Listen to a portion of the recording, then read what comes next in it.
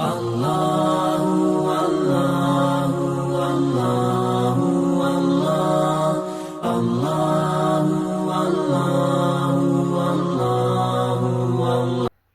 لله رب العالمين والصلاة والسلام على سيد الأنبياء والمرسلين أما بعد رب اشرح لي صدري ويسر لي أمري واحلل عقدة من لساني يفقهوا قولي رب زدني علما سبحانك لا علم لنا إلا ما علمتنا إنك أنت العليم الحكيم اللهم ألهمني رشدي وأعذني من شر نفسي. آج کا ہمارا موضوع سورہ بقرہ کی آیت نمبر 5 اولئک علی ھدی من ربہم واولئک ھم المفلحون کی تفسیر سے متعلق ہے. سب سے پہلے آیت کا ترجمہ یہ ہے اولئک علی ھدی من ربہم، یہی وہ لوگ ہیں جو اپنے رب کی طرف سے ہدایت پر ہیں. واولئک ھم المفلحون، اور یہی وہ لوگ ہیں جو فلاح پانے والے ہیں. It is these who are guided by their Lord, and it is just these who are successful. اس آیت میں جو اہم کلمات ہیں جن کی تشریح ہم نے کرنی ہے، ان میں سے ایک اولئک ہے اور دوسرا المفلحون. تیسرا لفظ جو ہدن ہے، اس کے معنی ہدایت کے ہیں، اس کی وضاحت سورہ الفاتحہ کی آیت اہدنا الصراط المستقیم کے تحت ہو چکی ہے. اولئک یہ اسم اشارہ ہے، بعید کے لیے استعمال ہوتا ہے، جمع اور جمع مذکر کے لیے آتا ہے. اس کا واحد ذالک ہے، معنی ہے وہ لوگ. یہاں اولئک سے مراد وہ متقین ہیں جن کا ذکر اس سے پہلی آیات میں ہو چکا ہے. المفلحون دوسرا لفظ المفلحون ہے، یہ اس میں فاعل ہے جو جمع مذکر کا صیغہ ہے. اس کا معنی ہے فلاح پانے والے. یہ فلح اور فلاح سے ماخوذ ہے، اس کے معنی کاٹنے اور پھاڑنے کے آتے ہیں. عربی کی ایک ضرب المثل ہے الحدید بالحدید یفلح، لوہا لوہے کو کاٹتا ہے. اس لیے عربی میں کسان کو فلاح بھی کہتے ہیں کیونکہ وہ زمین کو پھاڑتا ہے. کامیاب لوگوں کو مفلحون اس لیے کہا جاتا ہے کہ خیر اور بلائی کو ان کے لیے کاٹا جاتا ہے اور الگ کیا جاتا ہے. پھر یہ لفظ فلاح کامیابی حاصل کرنے اور تمنا پوری ہونے کے لیے بھی استعمال ہونے لگا، اور اسی طرح انشراح اور انکشاف کے معنوں میں بھی استعمال ہونے لگا، کیونکہ فلاح اور کامیابی کسان کی طرح زمین کو پھاڑنے اور صبر آزما جد و جہد کے بعد حاصل ہوتی ہے، اس لیے اس کو فلاح کہا جاتا ہے. اور انسان کے لیے راستے کھلتے ہیں اور مقصود حاصل ہوتا ہے. اب ہم آتے ہیں اس آیت کی تفسیر کی طرف. اس آیت میں اولئک کا اسم اشارہ متقین کی طرف ہے، جن کا ذکر اس سے پہلے ہو چکا ہے ھدی للمتقین، کہ یہ کتاب متقین کے لیے ہدایت ہے. یہاں اس آیت میں اولئک کا تکرار کے ساتھ 2 دفعہ اس کا ذکر ہوا ہے، اور ہم ضمیر فصل تاکید اور تخصیص کے لیے ہے، یعنی یہی متقین ہیں جو ہدایت پر ہیں، اور یہی متقین ہیں جو فلاح پانے والے ہیں. یعنی وہ متقین جو ان صفات کے حامل ہیں جن کا ذکر اس سے پہلی آیات میں ہو چکا ہے. ان لوگوں کو یہاں اس آیت میں 2 خوشخبریاں سنائی گئی ہیں. ایک تو ہدایت یافتہ ہونے کی، اولئک علی ھدی من ربہم، یہ لوگ اپنے رب کی طرف سے ہدایت پر ہیں، اور دوسری خوشخبری آخرت میں فلاح کی اور کامیابی کی، واولئک ھم المفلحون۔ ہدایت کا تعلق دنیا سے ہے اور فلاح کا تعلق آخرت سے ہے، یعنی دنیا میں ہدایت اور آخرت میں فلاح انہی لوگوں کے لیے مخصوص ہے۔ لیکن یہ ضروری نہیں ہے کہ فلاح آخرت ہی کے ساتھ مخصوص ہو، اس کا تعلق دنیا سے بھی ہے اور آخرت سے بھی ہے، لیکن اصل فلاح اور کامیابی آخرت کی ہے، جیسا کہ قرآن حکیم میں ہے فَمَنْ زُحْزِحَ عَنِ النَّارِ وَأُدْخِلَ الْجَنَّةَ فَقَدْ فَازَ، جو شخص آگ سے دور کر دیا گیا اور جنت میں داخل کر دیا گیا تو یہ کامیاب ہو گیا۔ قرآن کی نظر میں ہدایت یافتہ اور کامیاب لوگ کون ہیں؟ ان کی صفات کا تعارف گزشتہ آیات میں ہو چکا ہے۔ نمبر 1، وہ لوگ جن کا ضمیر زندہ ہے اور وہ دلوں میں خوف خدا رکھتے ہیں، جن کو متقین کہا گیا ہے، ھدی للمتقین۔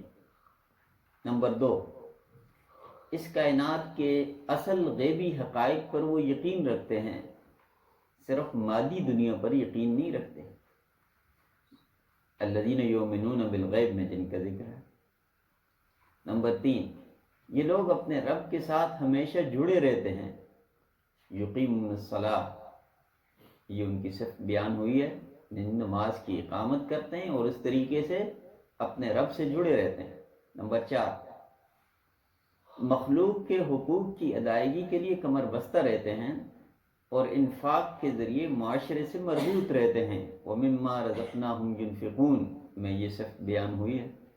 نمبر 5، آسمانی وحی، آخری کتاب اور سلسلہ نبوت پر کامل یقین رکھتے ہیں، یہ صفت یؤمنون بما انزل الیک وما انزل من قبلک میں بیان ہوئی ہے۔ اور نمبر 6، آخرت کی تصدیق کرتے ہیں اور اس سے متعلق کسی قسم کے شک شبے میں مبتلا نہیں ہوتے، وبالآخرۃ ھم یوقنون میں یہ صفت بیان ہوئی۔ یعنی جو ان صفات کے حامل ہیں، ہدایت اور فلاح ان کے لیے مخصوص ہے۔ یہ دونوں چیزیں یعنی ہدایت اور فلاح اللہ تعالیٰ کے خصوصی انعامات ہیں۔ ہدایت وہ نعمت ہے جس کے ذریعے زندگی کا معمہ حل ہوتا ہے، زندگی کا نصب العین اور منزل مقصود متعین ہوتا ہے، اور دستور حیات واضح ہوتا ہے۔ صراط مستقیم پر ہونے کی وجہ سے ایک قلبی اطمینان اور سکون میسر ہوتا ہے، وہ اطمینان و سکون جس سے گمراہ لوگ محروم ہوتے ہیں۔ یہ ہدایت اللہ کی بہت بڑی نعمت ہے۔ ہدایت کے ساتھ ساتھ حقیقی فلاح بھی انہی لوگوں کے حصے میں آتی ہے جو ان صفات کے حامل ہیں، اولئک ھم المفلحون میں جس کا ذکر ہے۔ یہاں تھوڑی سی اس مضمون کی وضاحت بہت ضروری ہے کہ فلاح ہے کیا۔ لغوی معنی کے اعتبار سے تو ہم اس کی وضاحت کر چکے ہیں کہ یہ دنیاوی اور اخروی جو نعمتیں اور سعادتیں ہیں اور خیر اور بھلائیاں ہیں، ان سب کا احاطہ کرتا ہے یہ لفظ، لیکن اس کی مزید وضاحت بہت ضروری ہے کہ فلاح کا قرآنی تصور کیا ہے۔ اس کی وجہ یہ ہے کہ فلاح اور کامیابی کے مختلف تصورات ہیں جو لوگوں کے ذہنوں کے اندر پائے جاتے ہیں۔ قرآن حکیم جس فلاح کا ذکر کرتا ہے، اس فلاح سے مراد جزوی فلاح مراد نہیں ہے، کامل فلاح مراد ہے۔ جزوی فلاح تو کسی نہ کسی درجے میں کفار کو دنیا کی زندگی میں بھی حاصل ہوتی ہے، لیکن جو حقیقی فلاح ہے وہ دنیا اور آخرت کی سعادتوں اور کامیابیوں پر مشتمل ہے۔ اس میں دنیاوی خوشحالی، پرسکون اور مطمئن زندگی، عزت اور محبوبیت، جہنم سے نجات اور جنت کے انعامات سب شامل ہیں۔ دراصل فلاح کا لفظ عربی میں بہت وسیع المعنی ہے، اور اس کا ترجمہ محض کامیابی سے یا سکسس کے ذریعے اس کا پورا مفہوم ادا نہیں ہوتا۔ کوئی دوسرا متبادل لفظ نہ ہونے کی وجہ سے یہ ترجمہ کر دیا جاتا ہے۔ امام لغت زبیدی کی رائے کے مطابق اس پر ماہرین لغت کا اتفاق ہے کہ ہر قسم کی خیر اور بلائی کے لیے فلاح سے بہتر اور کوئی دوسرا لفظ نہیں ہے۔ قرآن کی نظر میں فلاح کا تصور کیا ہے؟ قرآن کی نظر میں فلاح و کامیابی وہی ہے جو مقصود سے ہم آغوش ہوتی ہے۔ مادہ پرست اور خدا پرست کے جو تصورات ہیں فلاح کے حوالے سے، وہ بالکل مختلف ہیں اور ایک دوسرے سے متضاد۔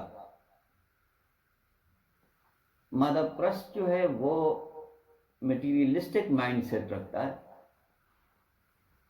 اس کے نزدیک انسان اصل میں حیوانات ہی کی ترقی یافتہ شکل ہے، اور اس ذہن کے حامل لوگ، ان کی نظر میں نفسانی خواہشات اور حیوانی تقاضوں سے بڑھ کر کوئی مقصد حیات نہیں ہوتا۔ ان کے نزدیک کامیابی یہی ہے کہ مادی اسباب اور وسائل سے زیادہ لذتوں کو کشید کیا جائے۔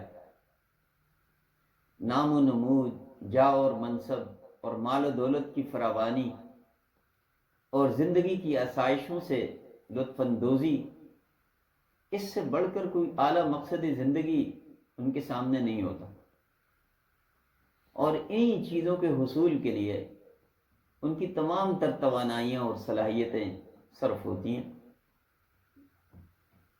اسی تصور حیات پر مبنی نظام تعلیم جو ہمارے ہاں رائج بھی ہے، ایسی شخصیت تشکیل دیتا ہے جو اخلاقی اقدار، تعمیر شخصیت، تزکیہ نفس اور ایثار و اخلاص سے قطعاً بیگانہ اور ناشنا ہوتا ہے۔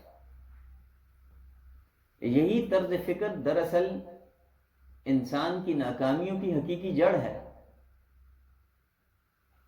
جس پر قرآن ضرب کاری لگاتا ہے اور واضح کرتا ہے کہ حقیقی فلاح اور کامیابی کن لوگوں کا مقدر ہے۔ یہ ان صفات کے بغیر حاصل نہیں ہو سکتی جن کی نشاندہی سابقہ آیات میں کی گئی ہے۔ مختصر الفاظ میں، کامیاب زندگی متقین کی زندگی ہے۔ اس کا انحصار چند عقائد، اعمال اور اخلاق پر ہے جو تقوی کے بغیر ممکن نہیں ہے۔ اسی لیے متقین کی یہ ساری صفات بیان ہوئی ہیں۔ کامیاب زندگی سے مراد اگر دنیاوی برکتیں ہیں تو وہ بھی اسی تقوی کا نتیجہ ہیں، جیسا کہ قرآن میں ہے وَلَوْ أَنَّهُمْ آمَنُوا وَاتَّقَوْا لَفَتَحْنَا عَلَيْهِمْ بَرَكَاتٍ مِّنَ السَّمَاءِ وَالْأَرْضِ۔ اگر یہ لوگ ایمان لاتے اور تقوی اختیار کرتے تو ہم آسمان و زمین سے برکتوں کے دروازے ان کے اوپر کھول دیتے۔ اگر کامیابی سے مراد خوف اور غم سے نجات ہے تو وہ بھی تقوی ہی کے ذریعے ممکن ہے۔ فَمَنِ اتَّقَىٰ وَأَصْلَحَ فَلَا خَوْفٌ عَلَيْهِمْ وَلَا هُمْ يَحْزَنُونَ۔ جو شخص اللہ سے ڈرا اور اصلاح کر لی، ان کے لیے نہ خوف ہوگا نہ وہ غمگین ہوں گے۔ اگر کامیابی سے مراد دشمنوں سے تحفظ اور بچاؤ ہے تو وہ بھی تقوی سے مشروط ہے۔ وَإِن تَصْبِرُوا وَتَتَّقُوا لَا يَضُرُّكُمْ كَيْدُهُمْ شَيْئًا۔ اگر تم صبر کرو گے اور تقوی اختیار کرو گے تو تمہیں ان کی تدبیریں ذرا برابر نقصان نہیں پہنچا سکیں گی۔ اگر کامیاب زندگی سے مراد مشکلات اور سختیوں سے نجات ہے اور معاشی خوشحالی ہے تو اس کا وعدہ بھی متقین سے کیا گیا ہے۔ وَمَن يَتَّقِ اللَّهَ يَجْعَل لَّهُ مَخْرَجًا وَيَرْزُقْهُ مِنْ حَيْثُ لَا يَحْتَسِبُ۔ جو اللہ سے ڈرے گا، اللہ اس کے لیے مشکلات سے نجات کا رستہ ان کے لیے بنا دے گا، اور وہاں سے رزق دے گا جہاں سے گمان بھی نہ ہوگا۔ اگر اس کامیابی سے مراد عزت اور بزرگی ہے تو وہ بھی پرہیزگاروں کے لیے ہے۔ ان اکرمکم عند اللہ اتقاکم، بے شک تم میں سے سب سے زیادہ معزز وہ ہے اللہ کے نزدیک جو تم میں سے سب سے زیادہ متقی ہے۔ جہنم سے نجات ہو یا جنت کا حصول، اس کا وعدہ بھی متقین ہی سے کیا گیا ہے۔ وَيُنَجِّ اللَّهُ الَّذِينَ اتَّقَوْا بِمَفَازَتِهِمْ، جو متقی ہیں اللہ تعالیٰ ان کو کامیابی کے ساتھ نجات دیں گے۔ اور ان المتقین فی جنات النعیم، جو متقی ہیں وہ بلا شبہ باغوں اور نعمتوں میں ہوں گے۔ انہی تقوی شعار لوگوں کی صفات کی مزید وضاحت سورہ مومنون میں کی گئی ہے اور ان لوگوں کو کامیاب قرار دیا ہے۔ قد افلح المؤمنون الذین هم فی صلاتهم خاشعون والذین هم عن اللغو معرضون والذین هم للزکاة فاعلون والذین هم لفروجهم حافظون اور والذین هم لاماناتهم وعهدهم راعون والذین هم علی صلواتهم یحافظون۔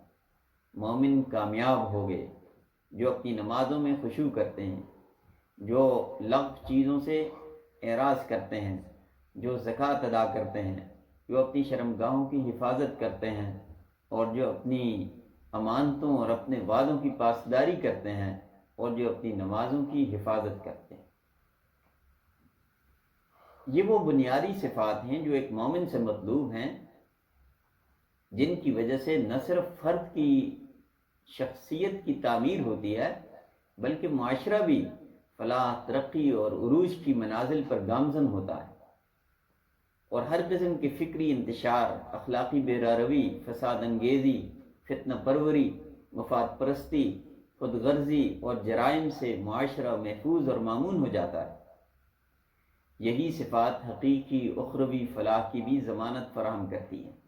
امام راغب فرماتے ہیں فلاح اخروی 4 چیزوں کے حاصل ہونے کا نام ہے۔